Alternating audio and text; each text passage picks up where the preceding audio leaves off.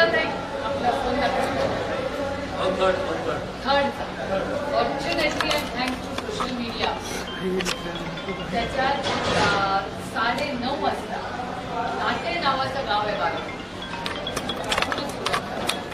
त्यांना दाखवलं 9:30 वाजता नाटे गावात यात्रा होती.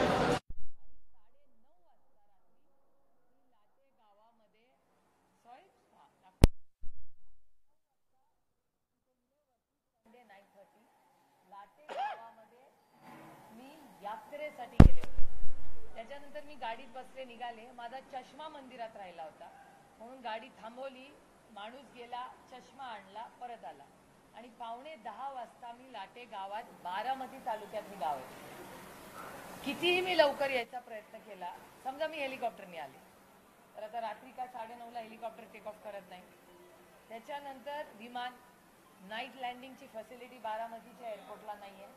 आणि जर मला मुंबईला पोचायचं असेल तर मी 9:45 किंवा 10ला लाट्यातून निघाले आणि 2 किंवा 2:30 वाजता सिल्वर ओकला त्या दिवशी पोचले. पहिला मुद्दा. आता माझी गाडी पूर्ण ट्रॅक होऊ शकते कारण का मी टोल भरत आलेली आहे. कारण मी टोल भरतो त्याच्यामुळे टोल भरत माझ्या गाडीवरती स्टिकर आहे. त्याच्यामुळे कॅमेरे काढले तर सगळे स्टिकर्सवर माझं स्पॉट लोकेशन दिसेल. एक माझ्या मोबाईलचा CTR काढू शकता तुम्ही, तो माझी मूव्हमेंट दाखवेल. 2, 3 हे दोन्ही तंत्रज्ञानावर नसेल तर 9:30ला जी व्यक्ती लाट्यामध्ये दिसते ती गाडी 9:45 ते 10 मध्ये जर निघाली तर कितीही जोरात गाडी चालवली तरी 11, 12, 1, 2, 2:30 मिनिमम सिल्वर ओकलाही कॅमेरे. त्याच्यामुळे 2:30 वाजता पोचल्यानंतर काही गाठीभेटी झाल्या असतील असा तुमचा आरोप असेल तर त्याच्या पुढचं पण मी क्लॅरिफिकेशन देऊ शकते. कारण का माझ्या घरातही कॅमेरे म्हणजे आमच्या कंपाऊंडमध्ये सगळीकडेच कॅमेरे आहेत. आमच्या घरावर मध्ये दगडफेक झाली तेव्हापासून महाराष्ट्र सरकारने सिक्युरिटी पण वाढवली आणि कॅमेरेही वाढवले. त्याच्यामुळे I am actually not even surprise, I am not even amused. कारण का जर्नलिस्टकडे मी खूप सिरियसली बघतो. वर्तमानपत्रातून जनरल नॉलेज आणि भाषा सुधारते म्हणून मी लहान असल्यापासून वर्तमानपत्र वाचते. चॅनल्स बघतो कारण का लगेच बातम्या कळतात. आता असा एक घटक झालेला आहे का की जो अशा ज्या घटना झालेल्याच नाहीत अच्छा झाल्या म्हणून जर छापत असेल आणि त्याचं उत्तर मला द्यायला लागत असेल तर हाऊ सॅड इज दॅट. आणि ते काही रेलेव्हन्स पण नाही आहे. आता याचं उत्तर मी नाही, ज्यांनी बातमी लावली आहे त्यांना तुम्ही विचारायला. I don't know. I mean it's illogical. आणि थँक गॉड मी एवढं पारदर्शक आयुष्य जगते. Thank God for that. म्हणजे माझ्यावर टीकाही होते की मी ओव्हर ॲक्सेसेबल आहे, ओव्हर अवेलेबल आहे, ओव्हर सोशल मीडियावर असते. But today it has paid me the best. Just think logically. आणि लाट्यातून मी लाईव्ह केलं का नाही हेच मला आठवत नाही. लाईव्ह केलं नाही, तो व्हिडिओ रेकॉर्डिंग असेल. मला लाईव्ह आहे असं मला वाटतं.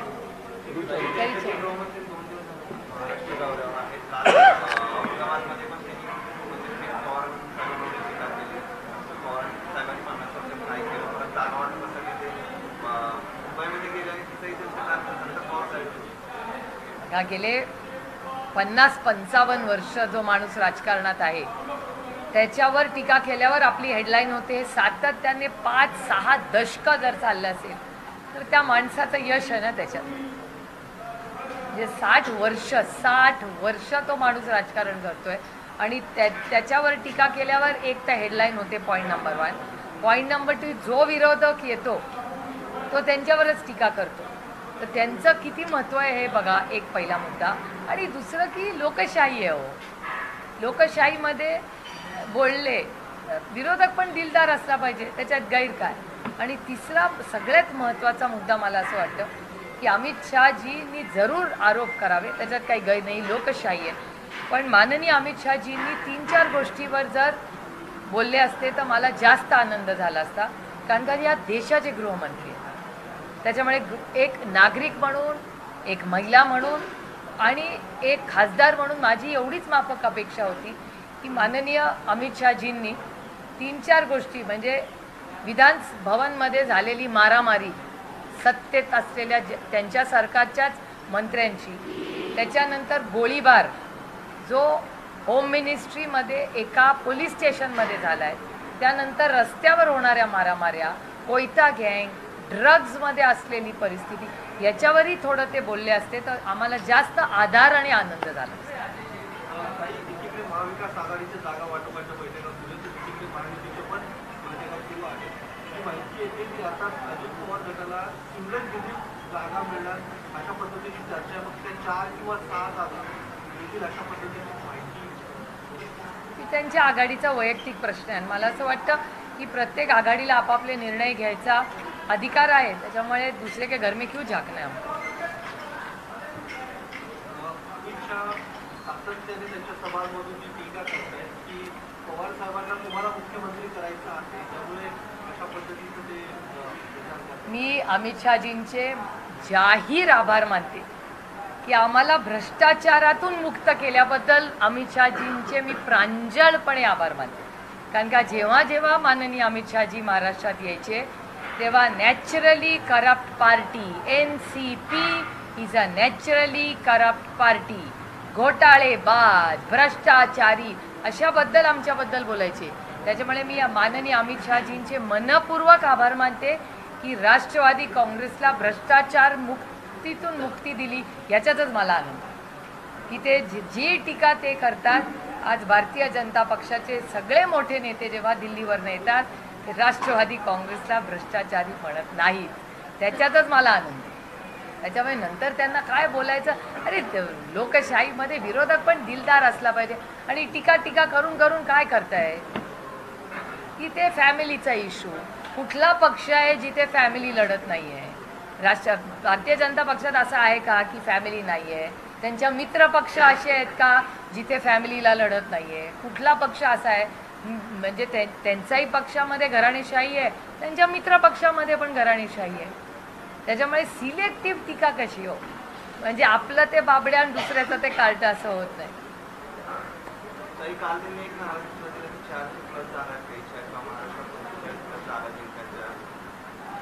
हो, आम्ही 6 महिने ऐकतोय, दिल्लीत पार्लमेंटमध्ये पण म्हणतो, रोजच बोलतात. त्याच्यात काय, पहिला मराठी तो पुरावून येतो.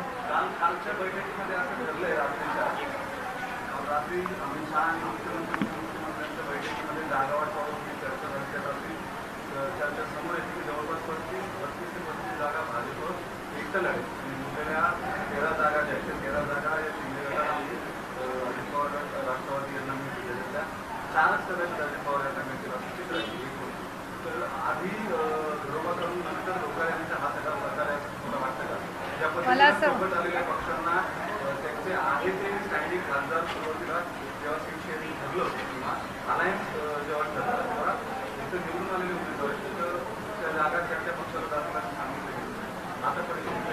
मला असं वाटतं त्यांची जे काय ऑफिशियल आपल्याला नक्की माहिती नाही आहे, म्हणजे काय कसे काय नंबर आणि त्यांच्या आघाडीमध्ये काय निर्णय कोणी घेतलाय, कोणी काय नेगोशिएट केलाय, आम्हाला कसं माहिती असेल? आमच्याबद्दल आम्ही तुम्हाला पारदर्शकपणे सांगू शकतो आमचं काय ठरलं. त्यांच्या घरात त्यांच्या आघाडीमध्ये काय ठरलं आहे हे आम्हाला काही फार त्याची मला तरी माहिती नाही. काही काल तुम्ही पार्टीत आणि परिवारात स्प्लिट नाही असं म्हणाला, एकीकडे पक्षाप्रती सगळी घटना सगळ्यांनी पाहिजे, त्यांनी वेगळं सातत्यानं संभ्रम निर्माण होतो तुमच्या संभ्रम होत नाही कार्यकर्त्यांमध्ये. काय कसं कार्यकर्ते, अहो भूमिकेचा विषय नाही, पक्ष फुटलाच नाही आहे. हा पक्ष आदरणीय पवार साहेबांचाच आहे, तो दुसऱ्यांनी नेलेला आहे. कोर्टात केस आजही चालू आहे. हा पक्ष आदरणीय पवार साहेबांचाच आहे आणि तो त्यांनी स्थापन केला आणि तेच त्याचे अध्यक्ष आहेत. कोणी तिला साधा फोटो काढलेला आवडत नाही. माझे वडील जेव्हा चालतात माझी आई त्यांच्यावर फार कमी वेळा चालते कारण का तिला फोटो काढलेला आवडत नाही. She has a right to her privacy आणि जो 60 वर्ष त्या माझ्या आईनी पाळलेला आहे. कारण का तिला तिची एक स्वतःची आयडेंटिटी आहे. तिला फक्त शरद पवारांची बायको म्हणून जगायचं नाही आहे. ती प्रतिभा पवार आहे आणि शी हॅज एव्हरी राईट. आणि तिची एक स्वतःची एवढ्या मोठ्या हाय प्रोफाईल माणसाच्या बरोबर राहून स्वतःची एक वैयक्तिक आयडेंटिटी ठेवणं ही बहुत बडी बात आहे. फार कमी लोकांना जमते. आणि तिला हाय प्रोफाईल लाईफमध्ये इंटरेस्टच नाही आहे. तिला राजकारण आवडत नाही. कशाला तिने पडावं? शी हॅज अ राईट. तसंच आमच्या घरातले असंख्य प्रोफेशनल लोक आहेत जे स्वतःच्या कर्तृत्वावर मोठे झाले. प्रताप पवारांनी स्वतःचं जग उभं केलं, माधवराव पवारांनी स्वतःचं जग उभं केलं, दिनकरराव पवारांनी स्वतःचं जग उभं केलं, श्रीनिवास पवारांनी स्वतःचं जग उभं केलं. माझे बाकीचे भाऊ, so they have a right to privacy. त्याच्यामुळे एक व्यक्ती एवढ्या मोठ्या फॅमिलीतून जर वेगळं बोलतं म्हणून काही फॅमिली तुटत नाही. आणि ही नाती असतात ना, ही नातं तोडणं सगळ्यात सोपं असतं. नातं जोडून ठेवणं आणि निभाने में ज्यादा ताकद आहे.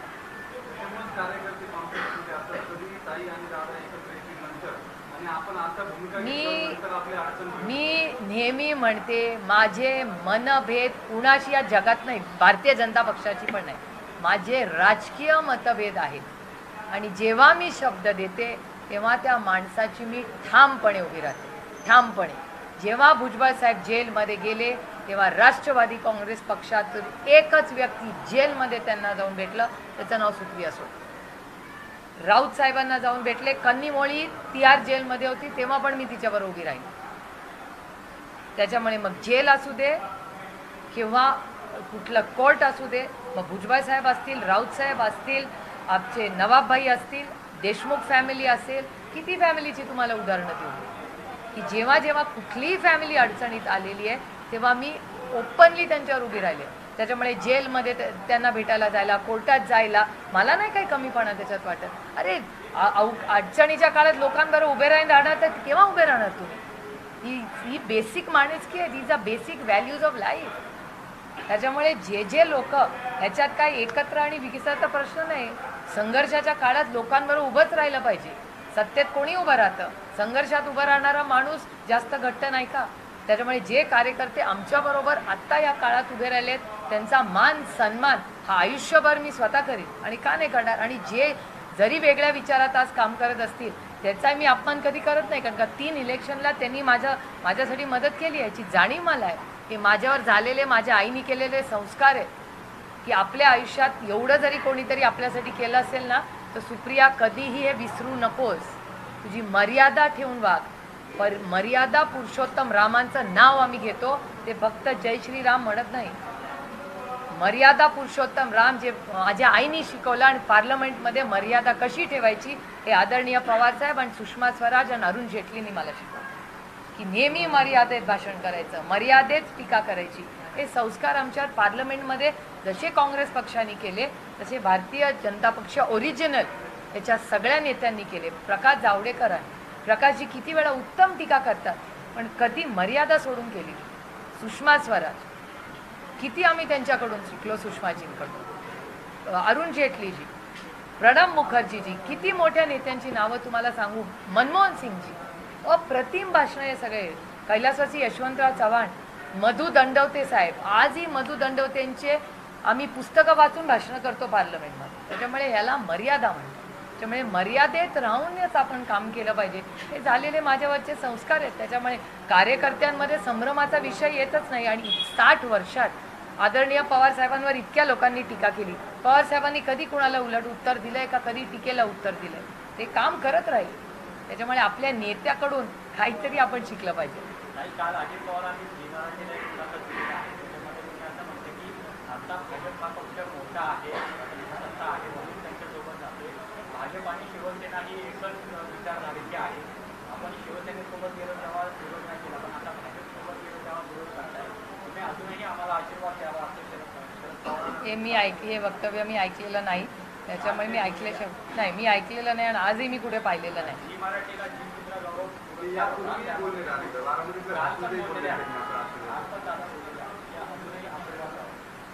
मी ऐकलेलं नाही. त्याच्यामुळे मी ऐकल्याशिवाय बोलणार नाही. ज्यावेळेस ऐकीन व्हिडिओ तुम्हाला 100% त्याचं उत्तर देईन. तुम्हाला माहिती आहे मी रोजच तुम्हाला भेटते. त्यामुळे आज चेक करून उद्या नक्की सांगेन.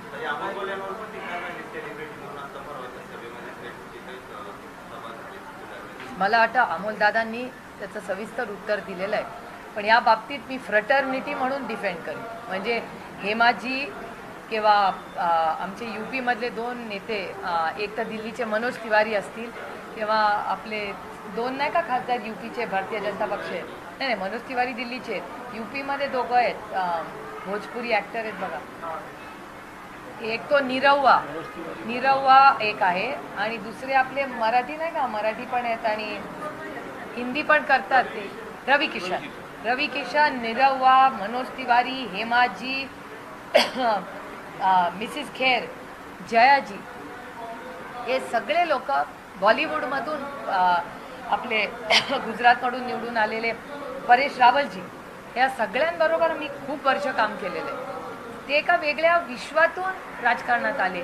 पण मी तुम्हाला सांगते, ह्या सगळ्यांना मी, जरी ते भारतीय जनता पक्षात असले, तर एक फ्रटर्निटी, एक खासदारकी म्हणून मी सगळ्यांना डिफेंड करीन. त्याचं कारण असं, आता अमोलदादाचं तुम्ही म्हणाल की तुम्ही एका पक्षात आहात म्हणून डिफेंड करताय. अमोलदादाचं भाषण तर उत्तम असतंच, सगळं पार्लमेंट वाट बघत असतं अमोलदादा कधी बोलणार. पण रवी किशन जेव्हा बोलतात, निरुआ बोलतात, हेमाजी बोलतात, जयाजी बोलतात, तेव्हाही आम्ही आखतो. कारण का तेव्हा एक खासदार म्हणून ते मतं मागतात. किती प्रश्न हेमाजींनी विचारले, पण तिथे त्या हेमा मालिनी ॲक्टर म्हणून नसतात. शी इज वन ऑफ अस. आम्ही जेव्हा त्यांच्याबरोबर चर्चा करतो, आमच्यामध्ये युक्तिवाद होतो, अनेक वेळा पॉलिसीवर आम्ही वेगळ्या होऊन किती वेळा बोलतो. पण हेमाजी ह्या माझ्यासाठी फक्त एक अतिशय उत्कृष्ट ॲक्टर नाही आहेत, पण त्या एक अतिशय उत्तम संसदपटू आणि अतिशय सुसंस्कृत महिला. म्हणजे हेमाजींबद्दल जरी त्या भारतीय जनता पक्षात माझी त्यांच्याबद्दल मतभेद जरूर आहेत, पण हेमाजींबद्दल माझ्या मनात फक्त मान सन्मानच आहे. What a dignified woman. Same Jayaji. त्याच्यामुळे हे ॲक्टर आहेत किंवा फिल्मस्टार आहेत म्हणून ते पार्लमेंटमध्ये चांगलं काम करू शकत नाही, असं सगळ्याच पक्षांनी दाखवले. सगळ्याच पक्षातून अनेक वेगळे चार्टर्ड अकाउंटंट्स येतात, ॲक्टर्स येतात, डॉक्टर्स येतात, फायनान्शियल विझर्ड्स येतात, खूप प्रोफेशनल लोक आहेत. मी मायक्रोबायोलॉजिस्ट आहे. किती वेगवेगळ्या फील्ड्समधून सुशिक्षित, उच्च शिक्षित लोक पार्लमेंटमध्ये येतात. तेव्हा आम्ही सगळे समान असतो आणि खासदारच असतो. आणि खूप लोक अतिशय उत्तम काम करतात. त्याच्यामुळे त्यांचं प्रोफेशन, त्याच्यात ग्लॅमर नसतो. फार चांगल्या पद्धतीने हे सगळे लोक काम करतात पार्लमेंटमध्ये.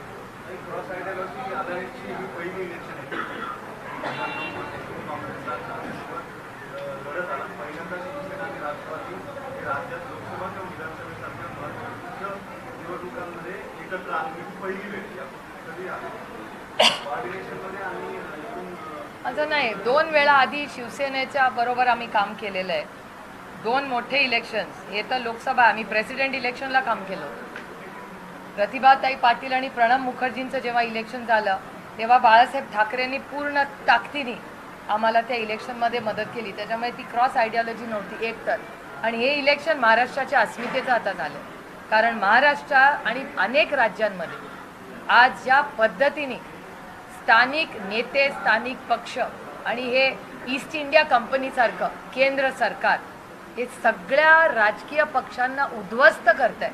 मग यंत्रणा वापरा, पक्ष फोडा, घरं फोडा, ही त्यांची जी पॉलिसी आहे त्याच्या विरोधात आहे. आणि महाराष्ट्राच्या विरोधात केंद्र सरकार सातत्याने, हा माझा केंद्र सरकारवर आरोप आहे आणि तो नुसता खोल आरोप नाही, it is a data based evidence. Investment सगळ्या ज्या महाराष्ट्रात येतात त्या दुसऱ्या राज्यात का जातात? मला दुसऱ्या राज्यात गेल्याचं दुःख नाही, पण जर ऑन मेरिटमध्ये आम्हाला मिळाले असतील तर त्या दुसऱ्या राज्यात का जातात? महत्त्वाची ऑफिसेस जी महाराष्ट्रात होती ती दुसऱ्या राज्यात का जातात? बेरोजगारी, महागाईवर जेव्हा चर्चा होते तेव्हा महाराष्ट्राला न्याय का मिळत नाही? सोशल जस्टिस डिपार्टमेंट, सामाजिक न्यायाचे अनेक करोडो रुपये जे महाराष्ट्राला मिळाले पाहिजेत ते मिळालेले नाही आहे. मग गरीब, शोषित, वंचित, पीडितला अधिकार नाही आहे महाराष्ट्रातल्या? का नाही महाराष्ट्राला हे निधी मिळत? सगळ्यात जास्त शेतकऱ्यांचे ज्या आत्महत्या होत आहेत त्या महाराष्ट्रात होत आहेत. मग का नाही सरसकट कर्जमाफी महाराष्ट्राच्या शेतकऱ्यांना देत? माझी मागणी आहे महाराष्ट्र केंद्र सरकारला की सरसकट कर्जमाफी आणि विजेचं बिल हे माफ करायला पाहिजे शेतकऱ्याला. कारण का महाराष्ट्राचा शेतकरी इज इन क्रायसिस. हे माहिती नाही, हा डेटा माझा नाही आहे, केंद्र सरकारचा डेटा आहे. क्राईम वाढला या राज्यामध्ये. का नाही होम मिनिस्ट्री या राज्याच्या होम मिनिस्टरला सांगत की काहीतरी करा? विधान भवनमध्ये मारामाऱ्या होत्या, एक स्टेटमेंट येऊ नये केंद्र सरकारचं किंवा महाराष्ट्र सरकारला काही जाब विचारला नाही केंद्र सरकारने? अरे कोऑपरेटिव्ह फेडरलिझममध्ये ते मोठे भाऊ आहेत ना, मग धाकट्या भावाला विचारायला नको त्यांनी काय चाललंय? खूप गंभीर प्रश्न आहेत महाराष्ट्राचे.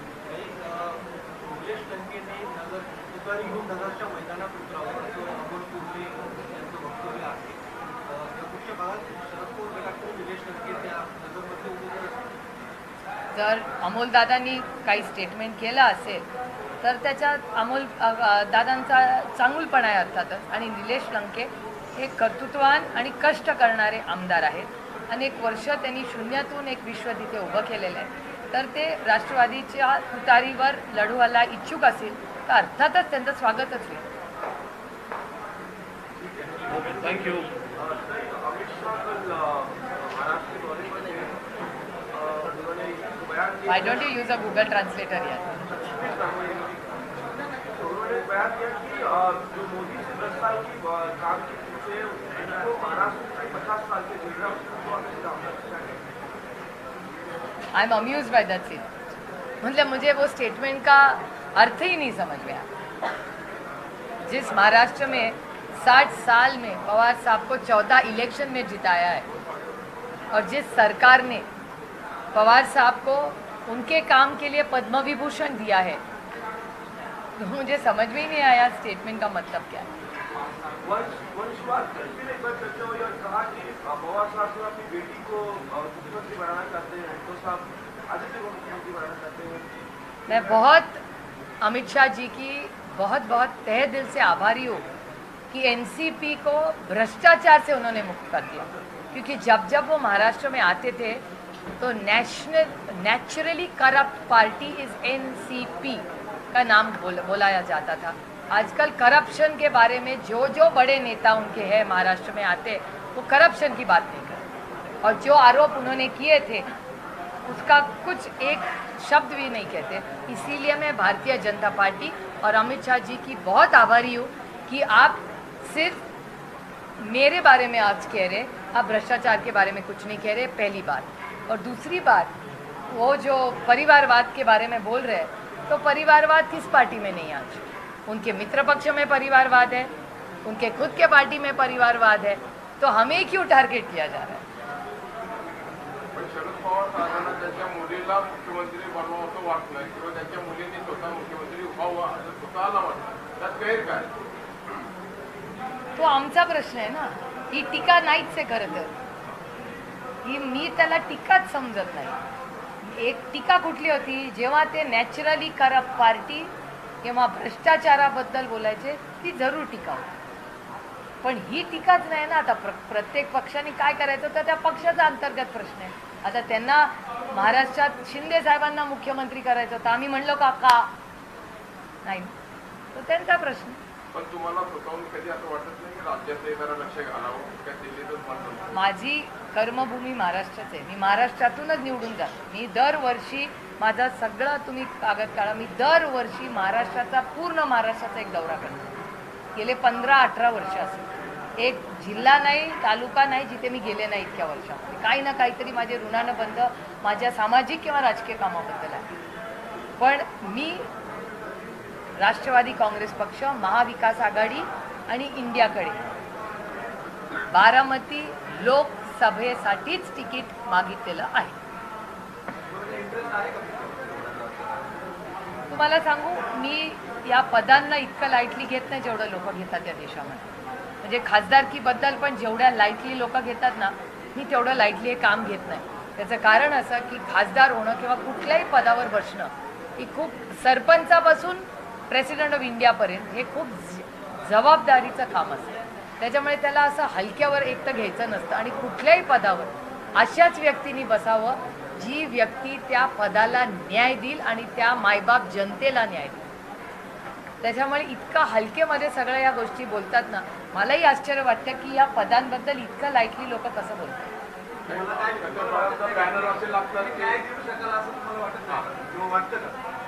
न्याय द्यायचा प्रश्नच नाही आहे.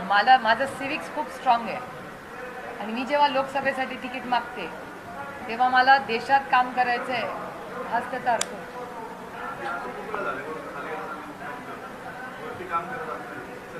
असं किती वेळा झालंय महाराष्ट्रात? एकदाच झालंय. हां, मग एकदाच झालं ना. मला एका गोष्टीचा आनंद आहे. याचा अर्थ असा होतो की महाविकास आघाडीची सत्ता ऑक्टोबरमध्ये येणार आहे.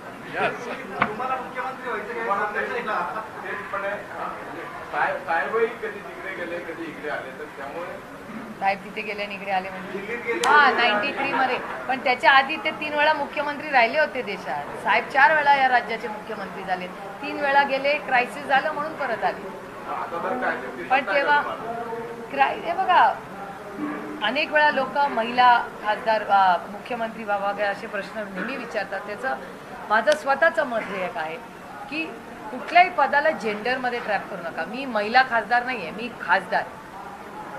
त्याच्यामुळे कुठल्याही पदावर म्हणजे आता ममता दिदी आज आहेत मुख्यमंत्री, किंवा मायावती जी अनेक वेळा मुख्यमंत्री राहिल्या आहेत, राजस्थानमध्ये महिला मुख्यमंत्री राहिल्या आहेत. त्या जेंडरमुळे नाही झालेल्या, त्या सगळ्या स्वतःच्या कर्तृत्वावर. आणि त्या महिला म्हणून महिलांच्याच प्रश्नांकडे बघतात तर नाही, पुरुषांचेही प्रश्न अतिशय सक्षमपणे त्या पदाला त्या न्याय देतात.